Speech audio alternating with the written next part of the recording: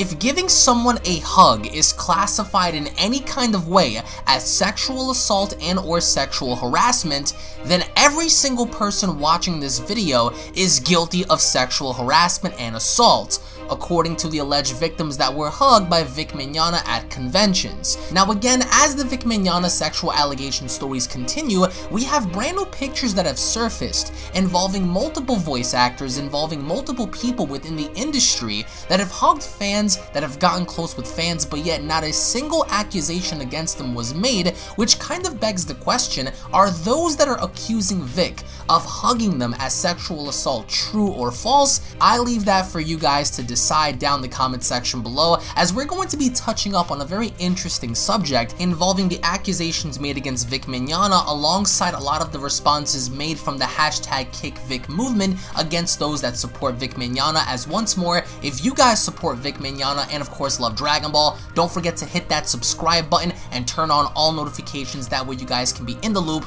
with all latest news, information, and updates surrounding the story. As of course, make sure you guys go ahead and slap a like down below if you guys are in favor for Vic Mignogna, as the following picture I am going to post on screen comes straight from Chambers of Hearts' Twitter page. There are multiple voice actors and actresses being shown here involving Chris Sabat, Sonny Strait, Sean Schemmel, and as it states in the picture, it goes on to quote, "So what is the difference between these pics? This is the type of pics that are being faked against Vic and being shown as quote evidence. If this is evidence, every single one of these voice actors should be in jail." End quote.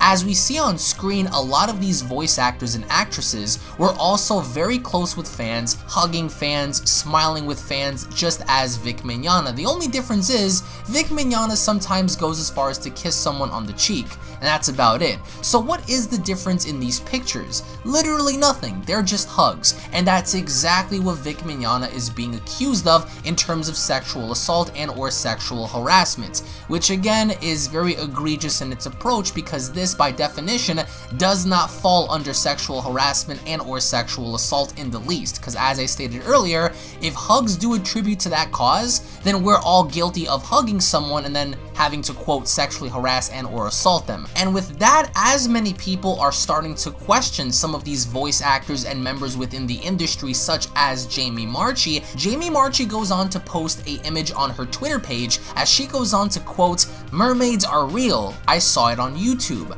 As an individual that goes by the name of Fish goes on to reply to Marchi by stating, "Just as real as the allegations against Vic." As Jamie responds, "0 followers and 0 follows. Why do I find this suspicious? Why don't you go back over there to the wrong side of history? Hasta." As she goes on to block him. As once more on the same post, another individual that goes by the name of VJ goes on to state, and I quote, "Feel like you're just making a disservice to actual victims by not pulling out the facts. Y'all just acting on feelings rather than following rules." As Jamie replies, "Victim shaming is not a good look. This whole belittling everything we say as too much emotion is gaslighting, and that is not welcomed here, and due to your comments, neither are you. Goodbye." As the individual didn't really go on ahead to do anything egregious other than challenging her stance, as Jamie Marchi went as far as to go on ahead and block him. As she goes on once more to respond to more individuals by the name of Ninja and Tom, she goes on to state, and I quote, "Obviously, you know and understand respect. Giving me unsolicited orders on what I should do on top of calling me names? Oh, yes, I shall take lessons on how to avoid being rude from you. But first, say hello to your friends in the ether." As she goes on to block individuals that I'm assuming here are trying to tell her to conduct herself in a more professional way. As of course it continues, another user by the name of Black Monitor goes on to post a picture and stating, "I wonder who would win? Well-experienced lawyer or answers every question with a question?" NJ4K goes on to reply by stating he's not experienced. He doesn't even have courtroom or bar experience. He has a law degree and is listing, so yeah, about all he has at the moment. Oh, and your clicks. As another user by the name of Florin goes on to respond by stating, NJ4K touched me inappropriately a few years ago, but I was too scared to say anything until now, obviously memeing the individual, as Jamie Marchi comes out immediately by stating disrespecting victims with this kind of BS is disgusting. I hope to God no one in your life ever feels as though they can rely on you in any time of need. Do better, basically belittling someone for calling out another individual who in fact is not Jamie Marchi, as Jamie Marchi goes as far as to insult the person by stating, I hope to God that no one ever relies on you in their time of need, which is pretty disgusting. However, of course, it doesn't end there, as an individual that goes by the name of Lup goes on to respond to Jamie and stating, and I quote, so according to Ghost Shell, apparently you have a large butt and slept your way to the top? Did the large butt help? As Jamie replies, I mean, I'm not gonna lie, probably. As Lup responds, CEO of Funimation. Jamie replies, true story guys, they're already using my tweet to confirm the big conspiracy that I'm a big old slut, which nobody is saying. As I go on, when this started, they accused me of orchestrating the whole thing from my high-level job inside of the company. Then they gave it to my quote, husband? This is some real sexist BS, which nobody, if hardly anyone at all, is really going after Jamie Marchi in terms of having to sleep her way to the top or accusing her of any sort of sexual activity with some of the CEOs of Funimation.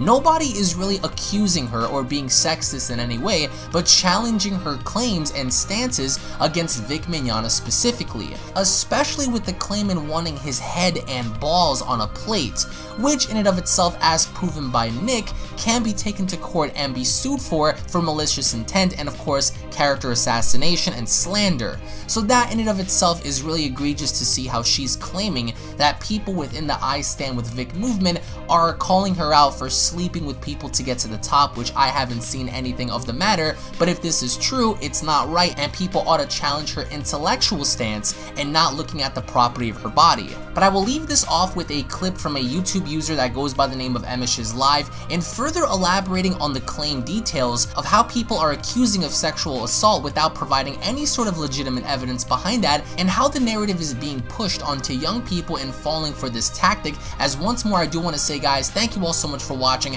and thank you all so much for supporting the channel. If you guys are unaware of my first channel, be sure to go on ahead and subscribe to Unreal Ink Gaming for more Dragon Ball related content and for live streams and many other things. That way you guys can escape the reality of what's going on involving Vic Mignogna, Monica Rial, Jamie Marchi, and many others. I do appreciate the support. Leave a like down below if you guys enjoyed, and without wasting any more time, let's get straight into it.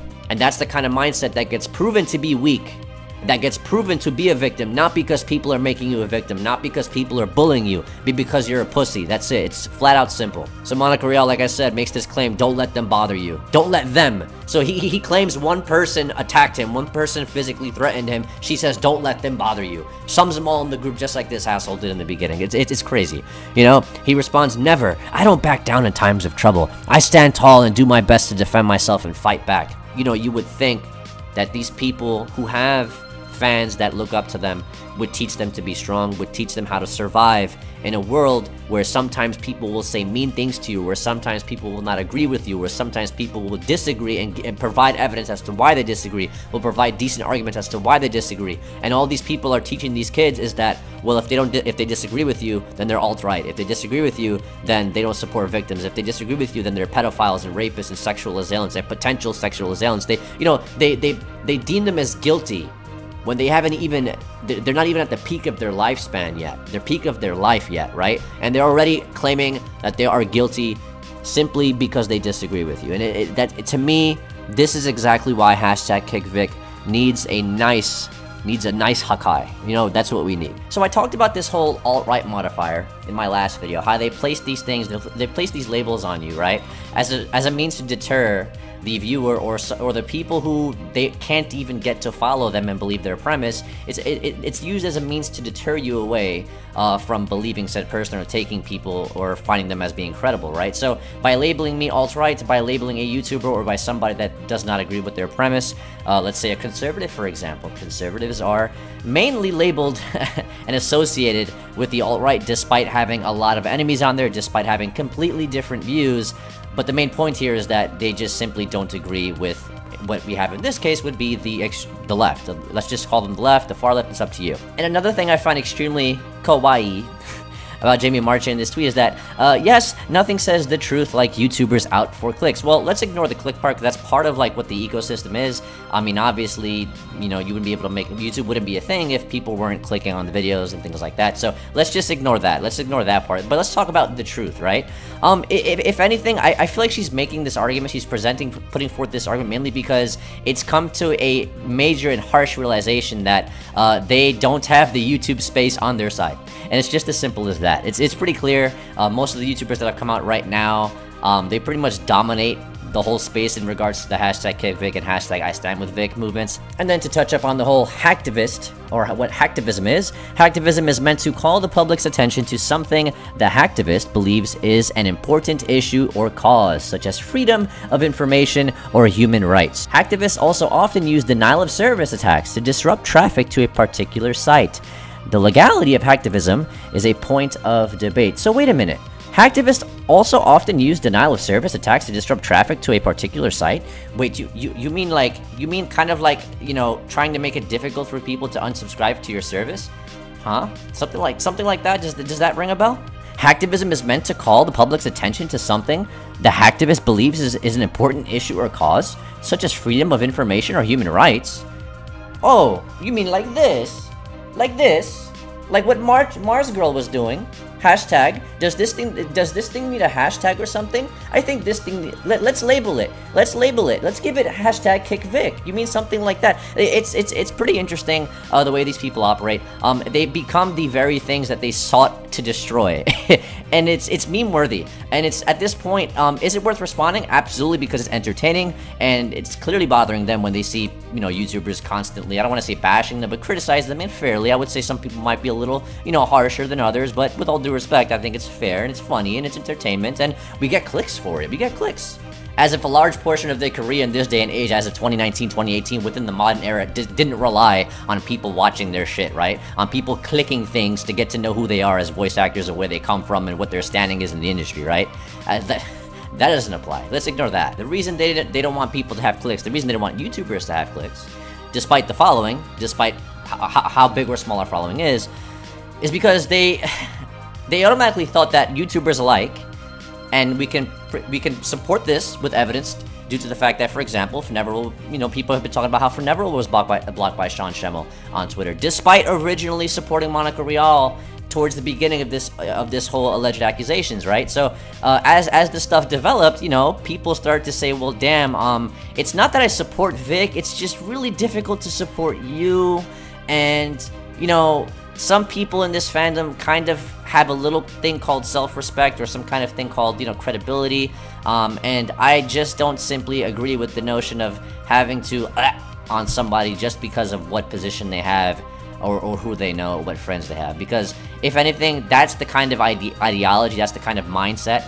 and state of mind that these people had, and that's why they're upset that YouTubers aren't following. Because if this were the case, well, guess what? Vic would be in a lot of trouble, and it would be a lot more difficult for the hashtag IStandWithVic movement to get as far as it's gotten now. And if anything, we can further elaborate on this by pointing out that because YouTubers, and obviously people on Twitter, by the way, of the like, are working so diligently and working hard to make sure that this is handled to, you know, as fair as possible, at least, right?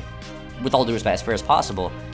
It just goes to show how much work they didn't want to do, how much work people like Jamie and company didn't want to do. They thought they could just put some accusations out there and let the YouTubers cover it, and it'll fucking turn into a shitstorm and Vic is toast. Yeah, because we got the YouTubers in our pockets, right? Yeah, nah, that's not how this.